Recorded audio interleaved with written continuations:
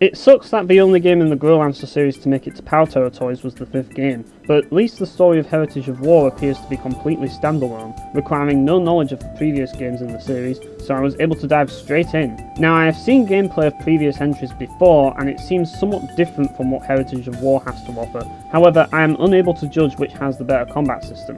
All I will say is that Growlanser Heritage of War is best described as being an enjoyable mess. The game has a lot of great moments for sure, but there are numerous problems that can make the game somewhat aggravating at times.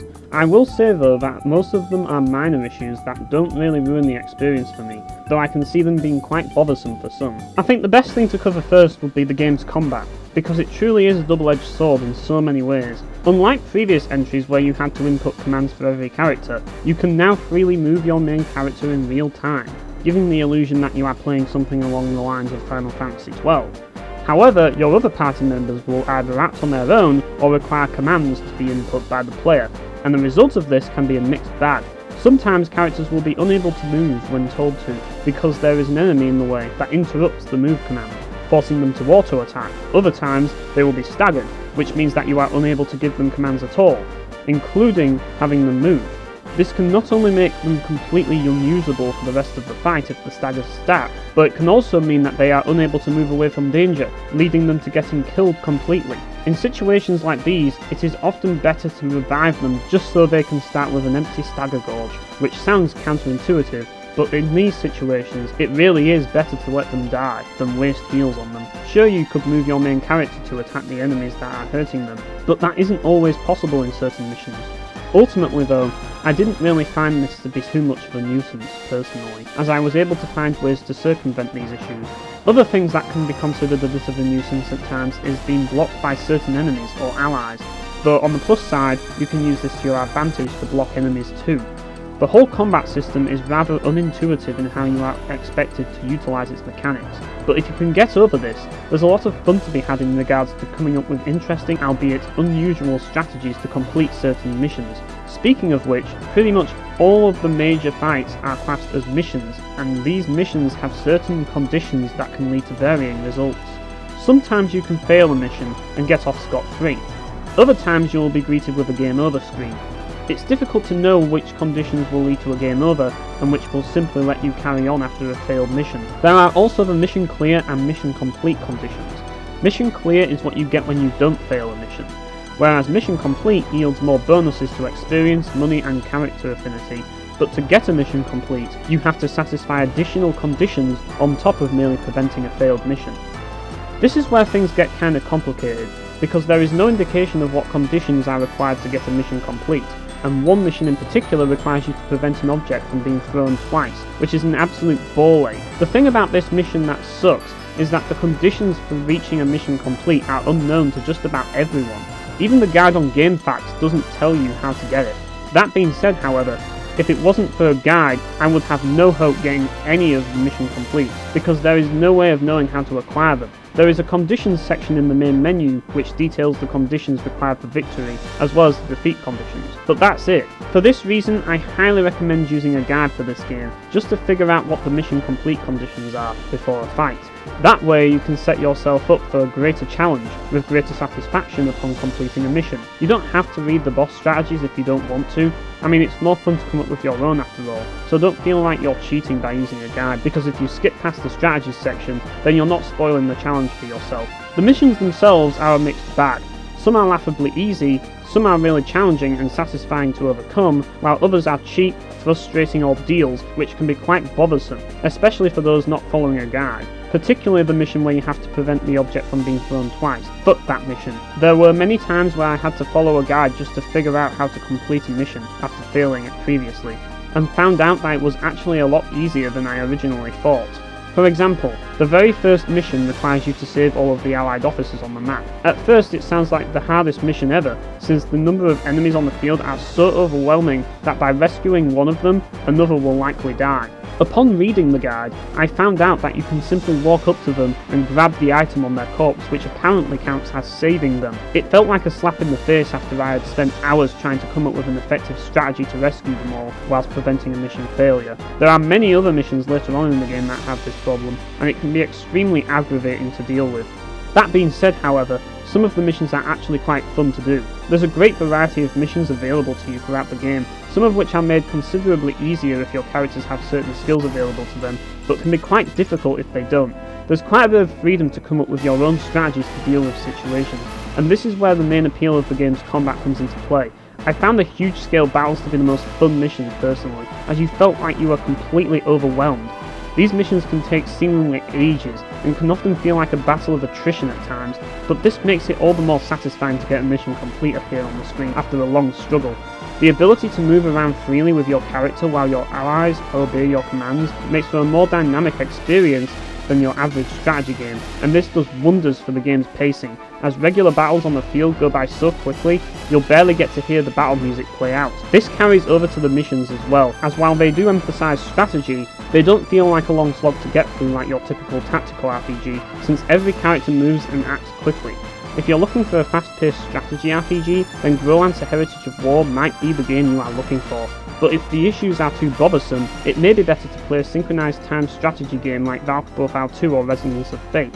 Of course, Growlanser doesn't suffer from the same issues real-time strategy games suffer from, as there are only 4 characters to manage, as well as the fact that you are able to pause the game whenever you want, so you can take your time to plan things out.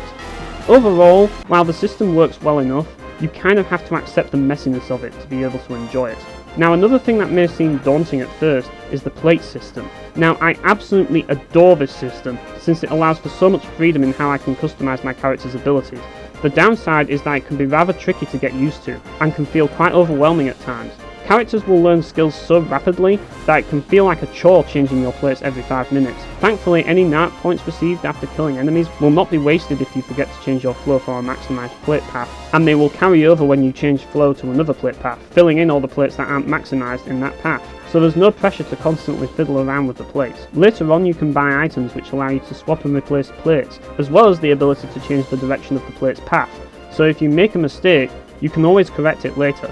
It should also be noted that it's important to stack multiple plates in order to maximise the potential of a skill, though it's important to be aware that there is a level cap for each skill, so be sure not to waste too much space by placing too many of the same plates. Any plate that is currently in the flow receives a buff, which can make the moves located in that plate considerably more powerful than others, and this can make certain missions a breeze if you exploit them. That being said, however, once you change flow to another set of plates, these buffs will disappear and will make the skill considerably less useful, so it's important to change the flow to reflect the strategy you wish to utilise in a fight. With all this in consideration, I think that the plate system shouldn't prove to be too troublesome for people who are well versed in the deeper JRPG character management systems out there, but newcomers may be turned away by the complexity of this system, though I would argue that it's nowhere near as complicated as Valk Profile 2's rune system, and so long as you don't focus too much on figuring it out, I don't think that it's a huge deal, especially since the difficulty of the game outside of a few missions is surprisingly easy. Visually, the game looks like an early 2000s PlayStation game, which may be off-putting to some, but I honestly didn't mind this personally. Now sure, I get that many people prefer to have character sprites over these dated looking character models, but as someone who grew up with PlayStation games in the 2000s, it doesn't really bother me. Some of the locations can feel a bit grimy, but I suppose it fits in with the gritty nature of the game's narrative.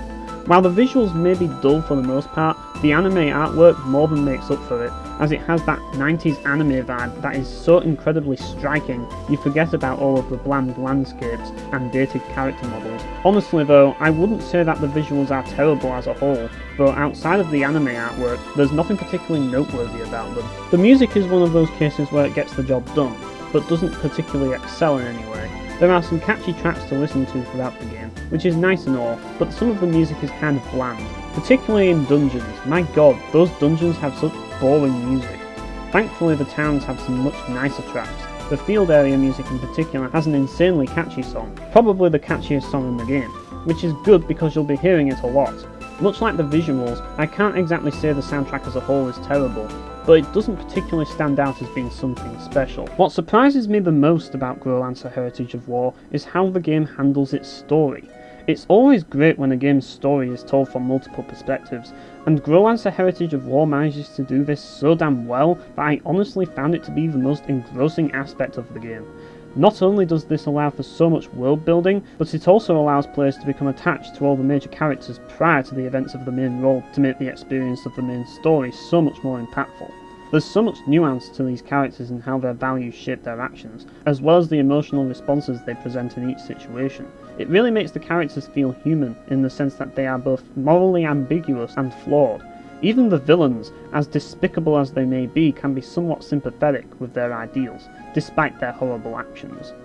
I really like how the game doesn't shy away from letting the player make their own judgment, as opposed to pushing a biased stance on things, especially since it all ties into one of the most thought-provoking plot twists I've ever seen, which may or may not cause you to rethink your judgment. On top of all this, the story never drags on for too long, and is broken up evenly with gameplay sections. There are also a lot of choices you can make in the game that can affect your affinity levels for each character, and this ultimately affects which endings become available to you. I should also note that there are numerous side quests, some of which are completely missable, which is yet another reason why I recommend using a guide, because I found myself having to reload saves due to being unable to get certain characters' ultimate weapons due to missing a certain event or item. Early on, this can mean a lot of backtracking is required, but later on there is a fast travel option that comes in handy. The side content is definitely worth doing, as you can get some great rewards for doing it, plus some of them involve side stories that can be interesting to see too. I thoroughly enjoyed my time playing Growlanser Heritage of War despite having a few minor frustrations with it at times. It's definitely a game you need patience for in order to fully appreciate what it brings to the table. I think you kinda need to go into this game expecting something a little different. If you're looking for a more conventional JRPG experience, I don't think this is the ideal game for you, as it clearly caters to people who want something fresh.